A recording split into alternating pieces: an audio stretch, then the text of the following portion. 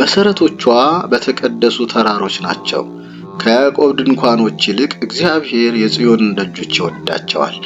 የእግዚአብሔር ከተማ ሆይ በአንቺ የተደረገው ነገር ድንቅ ነው። ሰው እናታችን ጽዮን ይላል፣ በውስጧም ሰው ተወለደ፣ እርሱም ራሱ ልዑል መሰረታት። መዝሙር 66 ቁጥር 1። አንድ አምላክም የሚሆን በአብ በወልድ በመንፈስ ቅዱስ ስም ህዳር 11 በዚህ ዕለት አምላክን ለወለደች ለእመቤታችን ቅድስት ድንግል ማርያም እናቷ የሆነች የተመሰገነች የቅድስት ሐና የዕረፍቷ መታሰቢያ ነው። ይህችም ቅድስት ከኢየሩሳሌም ሀገር ከሌዊ ነገድ ከካህኑ አሮን ትውልድ የሌዊ የሚልኪ ልጅ ለሆነ ለማጣት ልጁ ናት።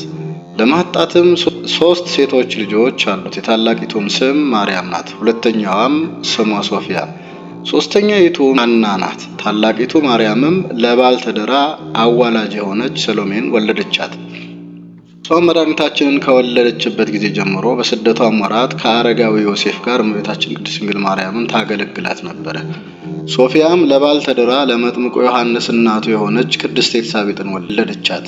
ይህችንም ቅድስት ሐናን ከይሁዳ ነገድ ለሆነ ጻድቅ ስሙ ኢያቄም ለሚባል አጋባትና እመቤታችንን ቅድስት ድንግል ማርያምን ወለደቻት። እሊህም ሰሎሜና ኤልሳቤጥ ለቅድስት ሐና የእህትማማች ልጆች ናቸው።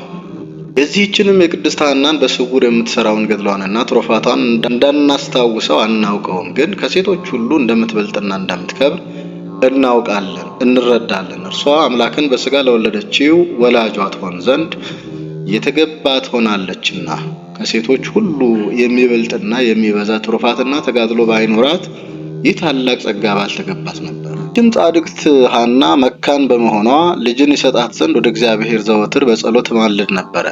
እግዚአብሔርም በእርሷ ለዓለም ሁሉ ድህነት የተደረገባትን ይህችን የተባረከችና የተከበረች ልጅን ሰጣት። እርሷም አምላክን የወለደች እመቤታችን ድንግል ማርያም ናት።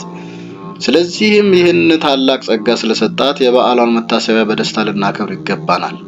ለእግዚአብሔርም ምስጋና ይሁን፣ በጸሎቷ የሚገኝ በረከቷም ከኛ ጋር ይሁን ለዘላለሙ አሜን። ሰላም ለኪ ለጸሎተ ኩሉ ምዕራጋ ከማአስካለ ወይን ዲበ ሐረጋ ሐና ብጽዕት ተፈሲሂን በለነትጋ ረከብኪ ሞገሰ ወአድማይኪ ጸጋ እምሕይወተ አምላክ ትኩኒ በስጋ። በዚህችም ቀን ሁለተኛ የአርኬላዎስ ሰማዕትና የአበምኔት ኤልሳ ዳግመኛም የመነኮስ ጳቁሚስና የሰማዕት ሚናስ መታሰቢያቸው ነው።